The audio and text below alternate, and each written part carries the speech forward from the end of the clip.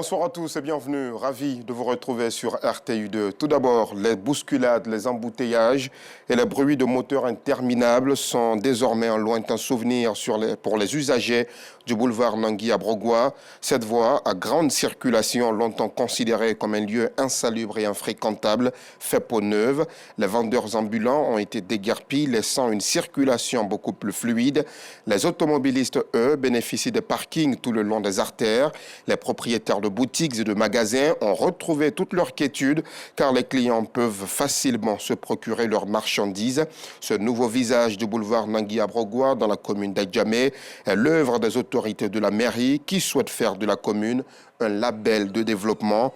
Un carton vert leur sera donné ce soir, signe du satisfecit de la rédaction de RTI2. La ville d'Abidjan continue sa mue et plusieurs chantiers de développement sont en cours de réalisation. Au nombre de ceux-ci, les 4e et 5e ponts de la capitale économique. Cependant, les travaux en ajoutent aux difficultés de circulation à Abidjan. Il nous est donné de constater des embouteillages monstres dans les communes d'Adjamé, d'Abobo et de Cocody, obligeant les automobilistes à passer de longues heures dans les lanternes interminables. Difficile aussi pour les piétons de traverser sereinement les voies. Cependant, aucun d'entre eux ne désespère car la fin des travaux, selon eux, va fluidifier la circulation. Vous verrez le reportage de Justin Kwasi à 19h30. Hors de nos frontières, au Soudan, au moins 16 civils ont été tués aujourd'hui dans des raids aériens et des tirs d'artillerie. Résultat de nouveaux combats entre l'armée et les paramilitaires.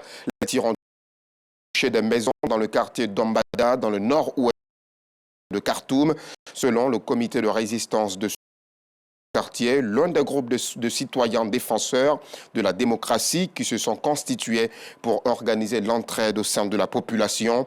Pour rappel, les combats qui ont éclaté le 15 avril entre l'armée dirigée par le général Abdel Fattah al-Burhan et les paramilitaires des forces de soutien rapide commandées par le général Mohamed Hamdan Daglo ont fait plus de 3900 morts selon un bilan de l'ONG Ahmed Conflict Location, 3,3 millions de déplacés et réfugiés selon l'ONU.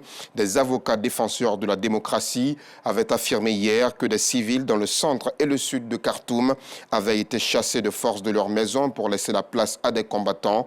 Depuis plus de 3 mois, des millions de Soudanais subissent des pénuries d'eau, de nourriture et d'électricité par une chaleur étouffante, enfermés chez eux pour tenter de se protéger des tirs. Plus de la moitié des 48 millions de Soudanais ont désormais besoin d'aide humanitaire, selon l'Organisation des Nations Unies. Aujourd'hui, l'Organisation mondiale de la santé s'est alarmée de la crise humanitaire catastrophique qui frappe le Soudan, où plus de 67% des hôpitaux sont hors service. Et c'est sur cette dernière information que l'on met un terme à ce bref tour de l'actualité. Rendez-vous à 19h30.